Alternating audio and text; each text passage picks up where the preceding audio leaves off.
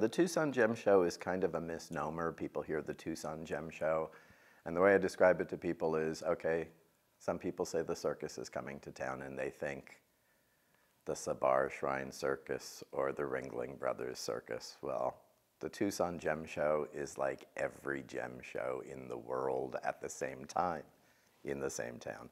So it's an umbrella of shows. And I think this year there were 42 or something like that. Now that's the shows. There's also warehouses filled with minerals and things. There are things that aren't even on the map when you're in town that I've learned about over 40 years.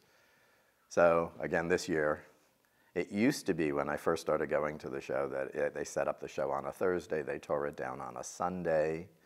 Now it's weeks and weeks at dozens and dozens of locations. It has shrunk a little bit in the last few years because of the economy. It was expanding because of a variety of reasons. I was laughing with our staff this year when they came. I took them to a show called the Gem Mall. And I explained to them, and then the second day I took them to probably the largest wholesale show, which was the Holidome or the Holiday Inn. And I explained to them that the Gem Mall, which is almost like 2 airplane hangars filled with beads, I mean, this is a huge place. That show started because so many people going to the Holiday Inn could not find parking that they kept parking farther and farther and farther down the road and then walking back to the hotel. And some enterprising person bought this vacant lot, erected 2 airplane hangars, and all of these people who have to park that far down, now they have a place to go shop. So that, the overflow parking became a huge show. So that just kind of shows you, what happens. There are circus tents that spring up out of nowhere. There are, again, knowing the town as well as I do, there are these little vacant lots, and then all of a sudden, there's a show there, there's a building there, there's a this, there's a that. It's really quite fascinating.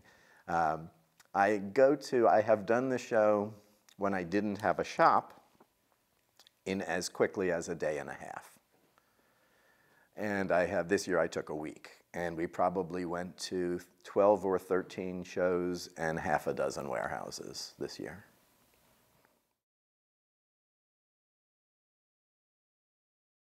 Go.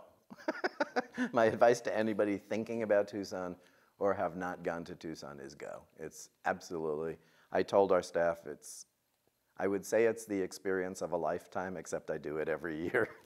So for me, I'm very blessed to go as often as I go, and I really just would never miss a year. The reason my wife has been going as often as she's going, she was studying for her doctorate in psychology when we first met, and I was a commodities broker at the time, and I would take off and go to Tucson.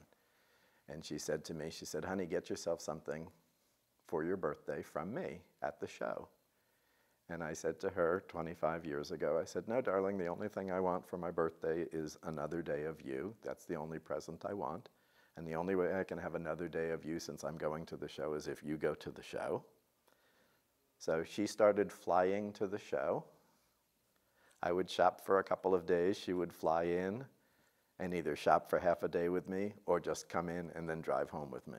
So she was my birthday present for the past 25 years at the show. And I would just highly recommend to anybody, just go, make the trip. I wouldn't, the first year or two, expect anything other than a spectacularly glorious experience. People come into our shop every single day. We're a large, well-stocked bead and crystal store. And we have a museum in our back room. We really are an unusually well-stocked store, I think, and with unusual quality and unusual specimens. And people walk in every single day and say, I'm overwhelmed. And I say, breathe and smile. Just relax and breathe and smile. If you were to go to the Tucson show for the first time, that's the same experience. Don't expect anything, just go and have a good time. Just go and walk. Even buying is hard. It's a challenging buying environment. It's a challenging selling environment. I tell my friends who sell there every year, thank you. I don't know that as much as I love the business, I don't know if I would want to be a seller at that show. Because as much of a zoo as it is for me, it's more of a zoo for them. I have a hard enough time controlling my clients and my customers in our shop. you know, with children and everything else and hands and, you know, security and everything else at the show, I would think it would be a monstrous undertaking. It's so big. There's so many people. But absolutely, without hesitation, go. I tell people in my shop, in our business, it's the most fun I have and it's the most work I do. It's a huge undertaking to go to the show. You can buy all the right things from all the wrong people at all the wrong prices if you don't know your way around town. So having been there for 40 years, I know a lot of people. I avoid certain places. I go to other places. You use your instincts. You make new friends every year.